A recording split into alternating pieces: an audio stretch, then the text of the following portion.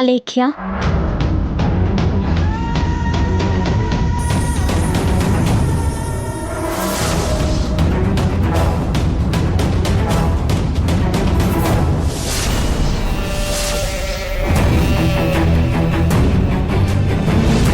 ಯಾರು ನೀನು?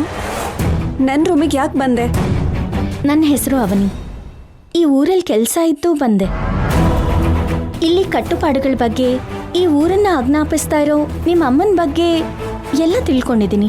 ಹೋ, ಆ ದೇವಸ್ಥಾನದ ಹತ್ರ ಜನರಿಗೆ ಪಾಠ ಹೇಳ್ತಿದ್ದು ನೀನೇನಾ? ಇಷ್ಟೊತ್ತಿಗೆ ನಮ್ಮಮ್ಮನ ಕೈಲಿ ಸತ್ತೋಗಿರ್ತೀಯ ಅನ್ಕೊಂಡಿದ್ದೆ. ಮನುಷ್ಯರನ್ನ ಸಾಯಿಸೋದು ಅಷ್ಟು ಈಸಿನಾ? ನಾವು ಕಾಡಲ್ಲಿ ಸಂಚರಿಸ್ತಾ ಇರೋ ಪ್ರಾಣಿಗಳಲ್ಲ, ಸಮಾಜದಲ್ಲಿ ಓಡಾಡ್ತಾ ಇರೋ ಮನುಷ್ಯರು. ನಮಗ್ ಸ್ವಲ್ಪ ಮಾನವೀಯತೆ ಇರಬೇಕು.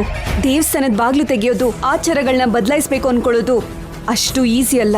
ಯಾರೋ ಒಬ್ರು ಒಂದ್ ಹೆಜ್ಜೆ ಮುಂದೆ ಇಟ್ರೆ ಏನಾದ್ರೂ ಸಾಧಿಸ್ಬೋದು. ಆದ್ರೂ ನಿನ್ನ ನಮ್ಮನೆ ಒಳಗಡೆ ಯಾರು ಬಿಟ್ಟಿದ್ದು? ನಿಮ್ಮ ಅಮ್ಮನೇ ಕರ್ಕೊಂಡ್ ಬಂದ್ರು. ನಿಮ್ಮ ಅಮ್ಮನೇ ನಿನ್ ರೂಮ್ ಒಳಗ್ ಕಳಿಸಿದ್ರು. ಯಾಕೆ ಕಳ್ಸಿದ್ಲು? ನಿನ್ ಪ್ರೀತಿ ಕತೆ ಬಗ್ಗೆ ಹೇಳಿದ್ರು. ನಿಮ್ಮಿಂದ ಊರಲ್ಲಿ ನಿಂತೋಗಿರೋ ಮದ್ವೆ ಬಗ್ಗೆನೂ ಹೇಳಿದ್ರು. ತಪ್ಪಲ್ವಾ? ತಪ್ಪು ಸರಿಗಳ ಬಗ್ಗೆ ನಿನ್ನ ಹತ್ರ ಪಾಠ ಕಲಿಬೇಕಾಗಿರೋ ಪರಿಸ್ಥಿತಿಲಿ ನಾನಿಲ್ಲ.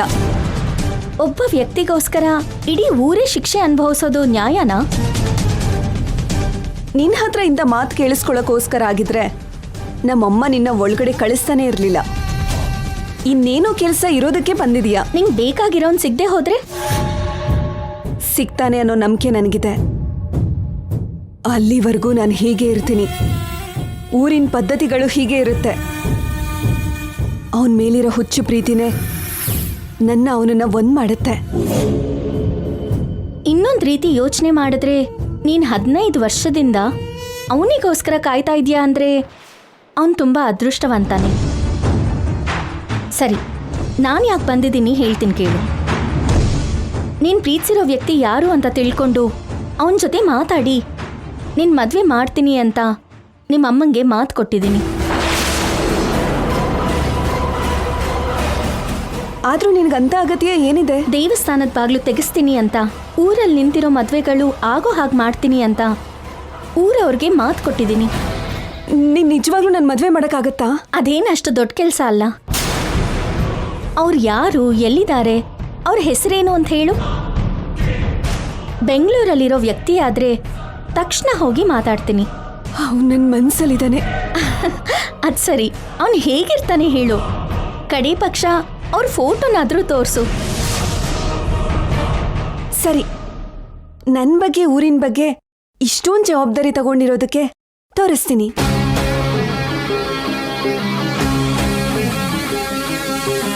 ಅಲ್ಲಿ ನೋಡು.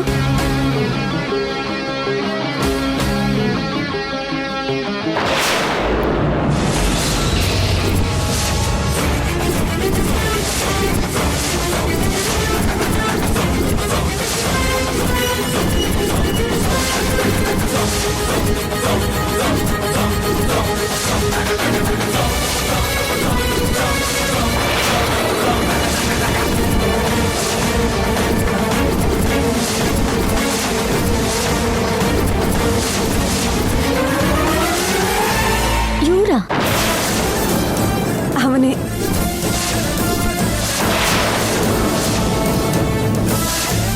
ನನ್ನ ಕನ್ಸಿನ ರಾಜ್ಕುಮಾರ.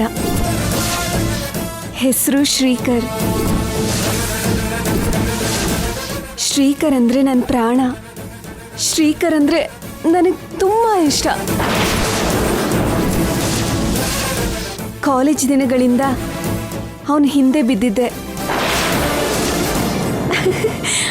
ಆ ದಿನಗಳೇ ಬೇರೆ. ಯಾವುದೇ ಹೆಣ್ಣಾದ್ರೂ ಇಷ್ಟು ವರ್ಷ ಕಾಯಲ್ಲ ಅಂತ ಎಲ್ಲರೂ ಹೇಳ್ತಾರೆ. ಆದ್ರೆ ಇವನಿಗೋಸ್ಕರ ಆದ್ರೆ ಕಾಯ್ಬೋದಲ್ವಾ?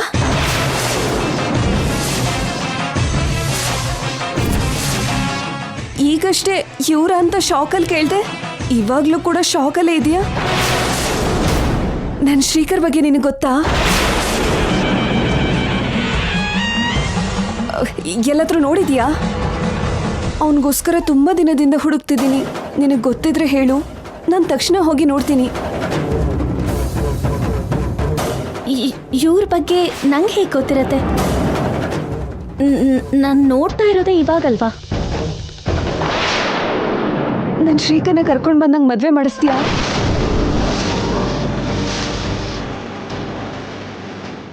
ಯಾಕೆ ಮಾತಾಡ್ತಿಲ್ಲ? ಮಾತಾಡು.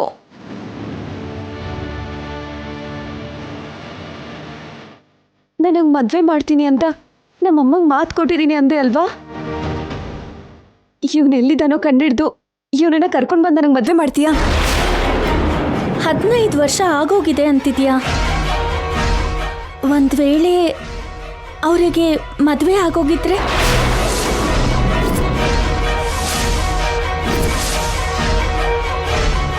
ನೀನ್ ಅವರಿಗೋಸ್ಕರ ಕಾಯ್ತಿದ್ಯಾ ಅಂತ ಅವ್ರಿಗೆ ಗೊತ್ತಿಲ್ಲ ಅಂದಮೇಲೆ ಮದುವೆ ಮಾಡ್ಕೊಂಡಿರ್ಬೋದಲ್ವಾ?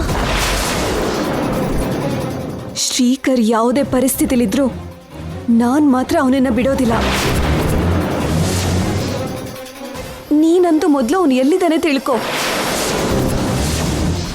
ನಿನ್ನ ಮುಖ ನೋಡ್ತಿದ್ರೆ ನನಗೆ ಅನುಮಾನ ಬರ್ತಿದೆ, ನನ್ನ ಶ್ರೀಕರ್ನ ನೀನು ಎಲ್ಲೋ ನೋಡಿದೀಯಾ ಅಂತ.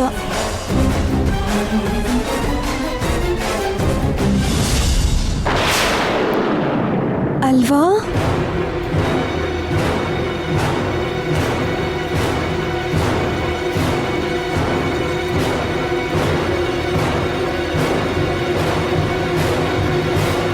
ಇಲ್ಲೋಡು,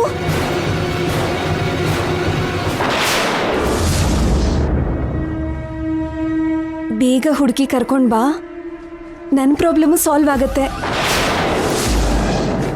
ಈ ಊರಿನ ಪ್ರಾಬ್ಲಮ್ಮು ಸಾಲ್ವ್ ಆಗತ್ತೆ.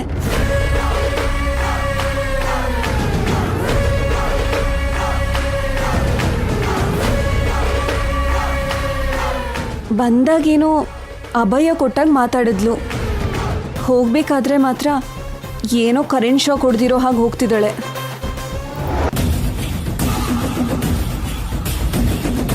ಹೋಗಿ ತುಂಬಾ ಹೊತ್ತಾಯ್ತು. ನಮ್ಮ ಅಲೆಕ್ಕಿ ಅವನ ಜೊತೆ ಇಷ್ಟೊತ್ತು ಮಾತಾಡ್ತಿದ್ದಾಳೆ ಅಂದ್ರೆ ಗ್ರೇಟೇ. ಕೌನ್ಸಿಲಿಂಗ್ ಚೆನ್ನಾಗೇ ಮಾಡ್ತಿದ್ದಾಳೆ.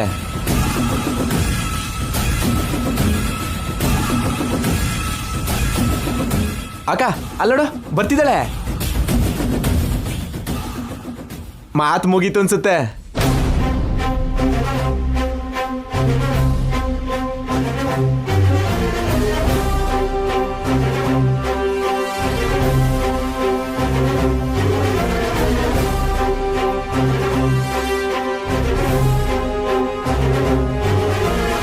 ನನ್ನ ಮಗಳ ಜೊತೆ ಮಾತಾಡ್ದ್ಯಾ ಅವನಿ? ನನ್ನ ಮಗಳ ಮನ್ಸು ಬದಲಾಯಿಸ್ದ್ಯಾ? ಇಲ್ಲ ಅಂದ್ರೆ ಹೇಗಾದ್ರೂ ಮದುವೆ ಮಾಡ್ತೀನಿ ಅಂತ ನಮಗ್ ಮಾತು ಕೊಟ್ಟಂಗೆ ಅವಳಿಗೂ ಮಾತು ಕೊಟ್ಟಿಯಾ?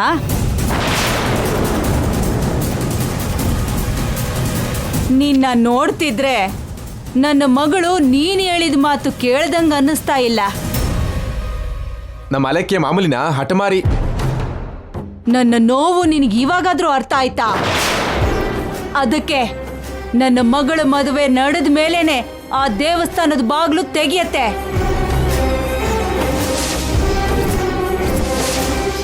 ಊರಲ್ಲಿ ಎಲ್ರ ಮದುವೆನೂ ಆಗತ್ತೆ.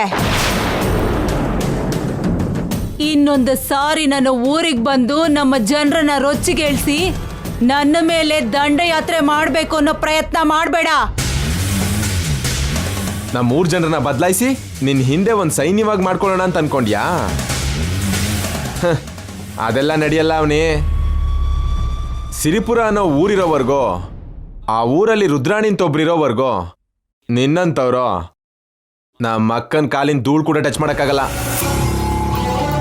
ಹೆಣ್ಣು ಮಗಳು ಅಂತ, ನನ್ನ ಮಗಳ ವಯಸ್ಸಿನವಳು ಅಂತ ಮೊದಲನೇ ತಪ್ಪು ಅಂತ ಬಿಡ್ತಿದ್ದೀನಿ. ಮತ್ತೊಬ್ರು ಆಗಿದ್ರೆ ಸಾಯಿಸ್ಬಿಡ್ತಿದ್ದೆ. ಹೊರಡು. ನಿನ್ ಮಗಳು ಬಯಸ್ತಾ ಇರೋನು ಅಷ್ಟು ಸುಲಭವಾಗಿ ಸಿಗಲ್ಲ.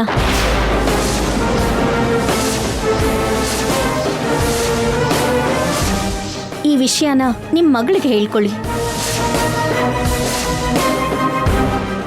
ಇಷ್ಟೊತ್ತು ಮದುವೆ ಮಾಡ್ತೀನಿ ಅಂತ ಮಾತು ಕೊಟ್ಟು ಇವಾಗ ಹಿಂಗೆ ಮಾತು ಬದಲಾಯಿಸ್ತಿದ್ಯಲ್ಲ. ನೀವು ಬಯಸ್ತಾ ಇರೋ ಮದುವೆ ನಡೆಸೋದಕ್ಕೆ ಪರಿಸ್ಥಿತಿಗಳು ಅನುಕೂಲವಾಗಿದೆ ಅಂತ ಅನ್ನಿಸ್ತಿಲ್ಲ. ಅದಕ್ಕೆ ಹಾಗೆ ಹೇಳಿದೆ. ಅನಾವಶ್ಯಕವಾದ ಆಸೆನ ಮನ್ಸಲ್ಲಿ ಇಟ್ಕೊಳ್ದೇ ಇರೋದು ಒಳ್ಳೇದು.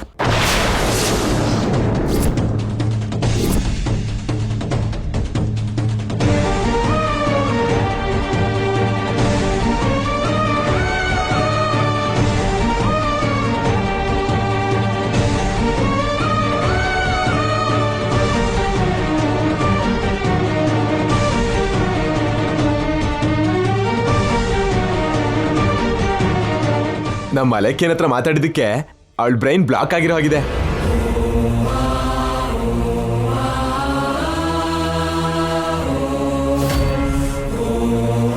ಶ್ರೀಕರ್ ಅಂದ್ರೆ ನನ್ನ ಪ್ರಾಣ. ಶ್ರೀಕರ್ ಅಂದ್ರೆ ನನಗೆ ತುಂಬಾ ಇಷ್ಟ.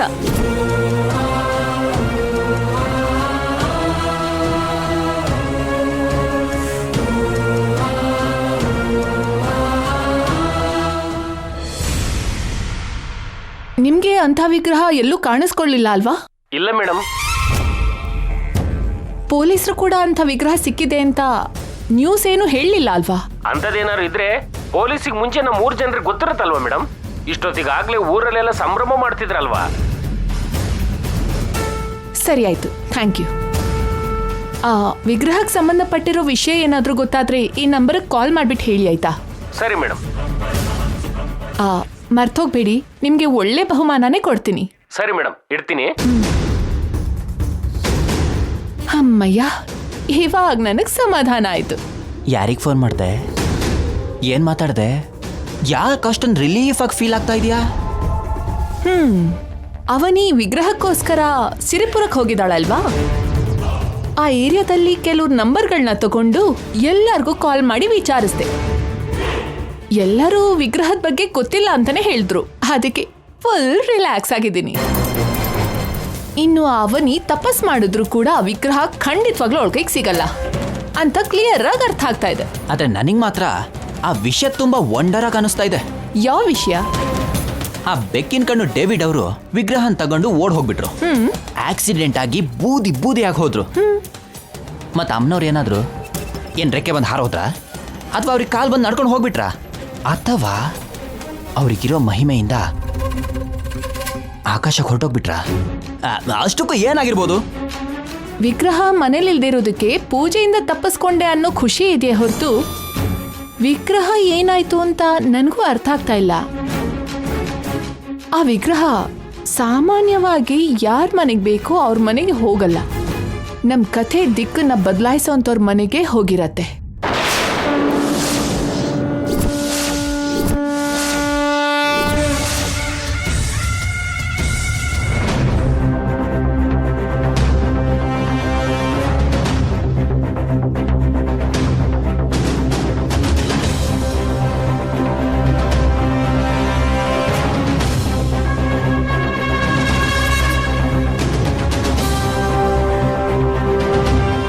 ಅವನಿ, ಅವ್ರ ಮನೆಗೆ ಹೋದೆ ಅಲ್ವಾ? ರುದ್ರಾಣಿ ಮಗಳ ಜೊತೆ ಮಾತಾಡ್ದ್ಯಾ? ಆ ಹುಡುಗಿಗೆ ಮದ್ವೆ ಮಾಡ್ತೀನಿ ಅಂತ ಮಾತು ಕೊಟ್ಟೆ ಅಲ್ವಾ? ಆ ಹುಡುಗಿ ಇಷ್ಟಪಡ್ತಿರೋ ಹುಡುಗ ಯಾರು ಅಂತ ವಿವರ ತಿಳ್ಕೊಂಡ್ಯಾ? ಯಾಕೆ ಮಾತಾಡ್ತಿಲ್ಲ ನೀನು? ಅಲ್ಲೇನ್ ನಡೀತು? ರುದ್ರಾಣಿಗೂ ನಿನ್ಗೂ ಮತ್ತೆ ಏನಾದ್ರೂ ಜಗಳ ಆಯ್ತಾ? ಹೇಳು ಅವನಿ. ನಿನ್ನ ಮೌನ ನೋಡ್ತಿದ್ರೆ ನನ್ಗೆ ಭಯ ಆಗ್ತಿದೆ. ಅಲ್ಲಿ ಏನೋ ನಡೀತಿದೆ ಅನ್ಸ್ತಿದೆ. ಹೇಳು ಅವನಿ. ನಾನು ಊಹಿಸಿದ್ದೆ ಒಂದಾದ್ರೆ ಆ ರುದ್ರಾಣಿ ಮನೇಲಿ ನಡೆದಿದ್ದೆ ಬೇರೆ. ಏನ್ ನಡೀತು? ರುದ್ರಾಣಿ ಮಗಳು ಅಲೇಖ್ಯ ಹತ್ರ ಮಾತಾಡ್ದೆ. ನೀನ್ ಇಷ್ಟಪಟ್ಟಿರೋ ಹುಡುಗನ ಹೆಸರೇನು ಅಂತಂದೆ. ಅವನ್ ಯಾರು ಅಂತ ತೋರ್ಸಿದ್ಲು. ನನ್ ಪ್ರಾಣನೇ ಹೋದಾಗಾಯ್ತು. ಯಾಕೆ? ಆ ಹುಡುಗನ್ ನೋಡಿದ್ದಕ್ಕೆ ನಿನ್ಗೆ ಯಾಕೆ ಹಾಗನ್ನಿಸ್ತು? ಆ ಹುಡುಗಂಗೂ ನಿನ್ಗೂ ಏನ್ ಸಂಬಂಧ? ತಾಳಿ ಸಂಬಂಧ. ಆ ಹುಡುಗಂಗೂ ನಂಗೂ ಇರೋದು ಗಂಡ ಹೆಂಡತಿ ಸಂಬಂಧ. ಏನ್ ಹೇಳ್ತಿದ್ಯೆ? ಅಲೇಖ್ಯ ಪ್ರೀತಿಸಿರೋದು ಯಾರನ್ನೋ ಅಲ್ಲ, ನನ್ ಶ್ರೀಕರ್ನ.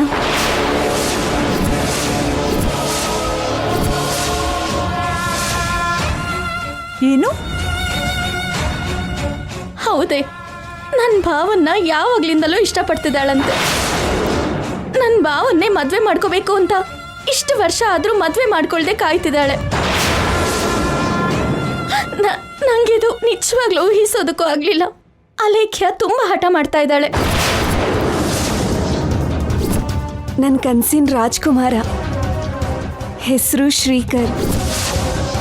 ಕಾಲೇಜ್ ದಿನಗಳಿಂದ ಅವನ ಹಿಂದೆ ಬಿದ್ದಿದ್ದೆ. ಹೀಗೆ ಯಾಕಾಯ್ತೆ? ನಾನು ಅಮ್ಮನವ್ರ ವಿಗ್ರಹದ ಬಗ್ಗೆ, ನಿನ್ ಮದುವೆ ಬಗ್ಗೆ ಯೋಚನೆ ಮಾಡಿ ಈ ಊರಿಗೆ ಕಾಲಿಟ್ರೆ ನನ್ನ ಜೊತೆ ಸಪ್ತಪದಿ ನಡೆದಿರೋ ನನ್ನ ಭಾವನ್ನ ಇನ್ನೊಂದು ಹೆಣ್ಣು ಬಯಸ್ತಾ ಇದ್ದಾಳೆ ಅಂತಂದ್ರೇನು? ಇದೆಲ್ಲ ನಿಜಾನ ಕನ್ಸ ಅಂತ ಅನ್ನಿಸ್ತಾ ಇದೆ. ಅವಳು ಶ್ರೀಕರ್ ಅವ್ರ ಬಗ್ಗೆ ಅನಾವಶ್ಯಕವಾಗಿ ಕನಸು ಕಾಣ್ತಿದ್ದಾಳೆ. ಅವಳಿಗೇನಾದ್ರೂ ಹುಚ್ಚ? ಅವಳ ಮಾತು ಪ್ರಕಾರ ನೋಡಿದ್ರೆ ಶ್ರೀಕರ್ ಅವರು ಅವಳನ್ನ ರಿಜೆಕ್ಟ್ ಮಾಡಿದ್ರ ಅಂತ ಗೊತ್ತಾಗ್ತಿದೆ. ಹಾಗಿದ್ದಾಗ ಅವಳು ಇಷ್ಟು ವರ್ಷ ವೇಟ್ ಮಾಡೋದಂದ್ರೇನು? ನನಗೇನು ಅರ್ಥ ಆಗ್ತಾ ಇಲ್ಲ. ಅದು ಸರಿ, ನಿನ್ಗೂ ಶ್ರೀಕರ್ ಅವ್ರಿಗೂ ಮದ್ವೆ ಆಗಿರೋ ವಿಷಯನ ಹೇಳ್ದ? ಹೇಳಲಿಲ್ಲ. ಯಾಕೆ ಹೇಳಲಿಲ್ಲ? ಹೇಳಬೇಕು ಅಂತಾನೆ ಅನ್ಕೊಂಡೆ. ನಾನು ಹೇಳೋ ನಿಜ ಎಷ್ಟು ಸಮಸ್ಯೆಗಳಿಗೆ ದಾರಿ ಮಾಡಿಕೊಡುತ್ತೋ ಅಂತ ಭಯ ಆಗಿ ಹೇಳೋದಕ್ಕಾಗ್ಲಿಲ್ಲ. ಊರ್ನವ್ರ ಮುಂದೆ ರುದ್ರಾಣಿನ ಎದುರಿಸಿ ಧೈರ್ಯವಾಗಿ ಮಾತಾಡ್ದವಳು ನೀನ್ ಭಯ ಪಡೋದು ಅಂದ್ರೇನೆ? ನೀನ್ ಹೇಳಿದ್ರೆ ಶ್ರೀಕರ್ ಅವ್ರ ಮೇಲಿರೋ ಆಸೆನೆ ಬಿಡ್ತಿದ್ಲು ಅಲ್ವಾ? ಯಾಕೆ ಹೇಳ್ಕೊಳಕ್ಕಾಗ್ಲಿಲ್ವೋ? ಯಾಕೆ ಆ ಕ್ಷಣ ಧೈರ್ಯ ಮಾಡೋಕ್ಕಾಗ್ಲಿಲ್ವೋ? ನಂಗೇನು ಅರ್ಥ ಆಗ್ತಾ ಇಲ್ಲ. ಅಮ್ಮನವ್ರ ವಿಗ್ರಹದ ವಿಷಯ, ನನ್ನ ಮದ್ವೆ ವಿಷಯ ಬಿಟ್ಬಿಡು. ಸಿಗ್ಬೇಕಾಗಿರೋ ಸಮಯದಲ್ಲಿ ವಿಗ್ರಹ ಸಿಗುತ್ತೆ, ನಡಿಬೇಕಾಗಿರೋ ಸಮಯದಲ್ಲಿ ನನ್ನ ಮದ್ವೆ ನಡೆಯುತ್ತೆ. ನಿನ್ ಮದ್ವೆ ವಿಷಯನ ರುದ್ರಾಣಿಗೆ ಅಲೇಖ್ಯಗೆ ಹೇಳೋಣ, ನಡಿ. ಏನ್ ನಡಿಬೇಕೋ ಅದೇ ನಡೆಯುತ್ತೆ. ಬೇಡ, ಈಗ ನಾನೇನು ಮಾತಾಡಕ್ಕಾಗಲ್ಲ.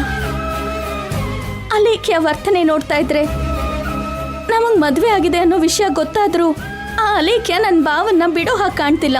ಯಾಕೆ ಬಿಡೋದಿಲ್ವೇ? ಆದ್ರೂ ಇನ್ನೊಬ್ಬರ ಗಂಡನ್ ಹೇಗ್ ಬೇಕು ಅಂತಾಳೆ. ಈ ವಿಷಯ ಜನರಿಗೆ ಗೊತ್ತಾದ್ರೆ ಅವಳ ಮುಖಕ್ಕೆ ಉಗಿತಾರೆ. ಮಗಳಿಗೆ ಆ ರುದ್ರಾಣಿ ಸಪೋರ್ಟ್ ಮಾಡಿದ್ಲು ಅಂದ್ರೆ ಜನರೆಲ್ಲ ರುದ್ರಾಣಿಗೆ ವಿರುದ್ಧ ಆಗ್ತಾರೆ. ಹೋಗೋಣ ನಡಿ. ಆವೇಶದಲ್ಲಿದ್ದಾಗ ಸಮಸ್ಯೆಗಳಿಗೆ ಪರಿಹಾರ ಸಿಗಲ್ಲ, ಮತ್ತಷ್ಟು ಅನರ್ಥಗಳಿಗೆ ಅವಕಾಶ ಕೊಟ್ಟ ಹಾಗಾಗತ್ತೆ. ಮತ್ತೆ ಇವಾಗ ಏನ್ ಮಾಡ್ತೀಯಾ? ಮನೆಗೆ ಹೋಗೋಣ ಬಾ. ಏನೇ ಹೀಗ್ ಮಾತಾಡ್ತಿದ್ಯಾ? ಅವಕಾಶ ಬಂದಾಗ ಅಲೇಖ್ಯ ಮನಸ್ಸು ಬದಲಾಯಿಸೋ ಪ್ರಯತ್ನ ಮಾಡ್ತೀನಿ. ಹಾಗೆ ನಿನ್ ಮದ್ವೆನೂ ಮಾಡ್ತೀನಿ. ನಿನ್ ಸಮಸ್ಯೆ ಮುಂದೆ ನನ್ ಮದ್ವೆ ಸಮಸ್ಯೆ ದೊಡ್ಡದೇನೂ ಅಲ್ಲ, ಬಿಟ್ಬಿಡು. ನಿಜನ ಮುಚ್ಚೋದ್ರಿಂದ ಜೀವನಕ್ಕೆ ಅಪಾಯ ಆಗಿ ಬದಲಾಗತ್ತೆ. ಮೊದಲು ನಾವು ಮನೆಗೆ ಹೋಗೋಣ. ದೊಡ್ಡ ಮನೆಯ ಸೊಸೆ ಆಗ್ತಾಳೆ, ಅಪಾರವಾಗಿ ಗೌರವ ಇರೋ ಮನೆಗೆ ಕಾಲಿಡಕ್ಕೆ ಹೋಗ್ತಾಳೆ. ದೊಡ್ಡ ಮನೆ ಸೊಸೆ ಆಗ್ತೀಯಾ ಅಂತ ನಿನ್ನ ಜಾತಕದ ಬಗ್ಗೆ ಹೇಳಿದ ಆ ಜ್ಯೋತಿಷಿ ಅವತ್ತೇ ನಿನ್ ಹಣೆ ಮೇಲೆ ನಿನ್ ಕಷ್ಟಗಳು ಬರ್ದಿದೆ ಅಂತ ಹೇಳಿದ್ರೆ ಚೆನ್ನಾಗಿರ್ತಿತ್ತು. ವಿಧಿ ಬರಹನ ಯಾರೂ ತಪ್ಪಿಸ್ಕೊಳಕ್ಕಾಗಲ್ಲ. ಸಮಸ್ಯೆ ಜೊತೆ ಹೋರಾಡೋದು ಈ ಅವನಿಗೆ ಚಿಕ್ಕ ವಯಸ್ಸಿಂದ ಅಭ್ಯಾಸನೇ ಅಲ್ವಾ? ಕೊನೆ ಗೆಲುವು ನಂದೇ ಆಗತ್ತೆ ಅನ್ನೋ ಆಸೆಯಿಂದ ಬದುಕೋ ವ್ಯಕ್ತಿ ನಾನು. ಏನ್ ನಡೆಯುತ್ತೋ ನೋಡೋಣ. ಹೋಗೋಣ ಬಾ.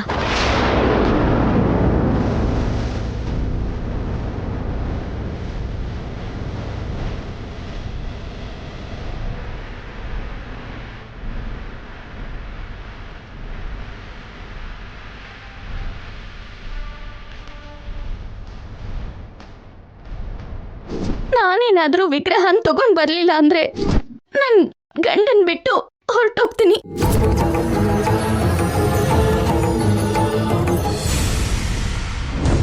ಪೌರ್ಣಮಿ ದಿನ ಹತ್ರ ಬರ್ತಿದೆ. ಇಲ್ಲಿವರೆಗೂ ವಿಗ್ರಹದ ಸುಳಿವು ನಮಗ್ ಸಿಗ್ಲೇ ಇಲ್ಲ. ಅವನಿ ಅದೇ ಪ್ರಯತ್ನದಲ್ಲಿದ್ದಾಳೆ ಅಂತ ಶ್ರೀಕರ್ ನಮ್ಮ ಹತ್ರ ಹೇಳ್ತಾ ಇದ್ದಾನೆ. ಆದ್ರೆ ಅದನ್ನ ಎಷ್ಟರ ಮಟ್ಟಿಗೆ ನಂಬೇಕು ಅಂತ ಅರ್ಥನೇ ಆಗ್ತಾ ಇಲ್ಲ. ಏನೂ ಇಲ್ಲ, ಟೆಂಕರಿಂಗ್ ಮಾಡೋ ಹಾಗೆ ಕವರಿಂಗ್ ಮಾಡ್ತಾ ಇದ್ದಾರೆ ಅಷ್ಟೇ. ಅವನಿ ಎಲ್ಲಿ ತಿರುಗ್ತಿದ್ದಾಳೋ ಎಲ್ಲಿಗೆ ಹೋಗ್ತಿದ್ದಾಳೋ ಗೊತ್ತಾಗ್ತಾನೆ ಇಲ್ಲ. ಯಾವ ಮನೇಲೇ ಆದ್ರೂ ಒಂದ್ ಸಮಸ್ಯೆ ಬಂದಾಗ ಎಲ್ಲರೂ ಸೇರಿ ಒಟ್ಟಿಗೆ ನಿಂತು ಪರಿಹಾರ ಮಾಡ್ಕೋತಾರೆ. ನೀವು ಮಾತ್ರ ಅವನಿನ ಒಂದ್ ಕಡೆ ಬಿಟ್ಟು ನೀವೆಲ್ಲರೂ ಒಂದೇ ಕಡೆ ಇದ್ದು ಹೀಗ್ ಮಾತಾಡೋದು ಎಷ್ಟು ಮಟ್ಟಿಗೆ ಸರಿ ಅಂತ ನೀವೇ ಹೇಳಿ. ಅನ್ಕೊಳ್ದೇ ಇರೋ ಸಮಸ್ಯೆ ಬಂದ್ರೆ ಎಲ್ರೂ ಒಂದಾಗ್ತೀವಿ. ಸಮಸ್ಯೆ ಸೃಷ್ಟಿ ಮಾಡಿರೋದೇ ಅವನಿ ಆದ್ರೆ ಹೇಗ್ ಒಂದಾಗ್ತೀವಿ?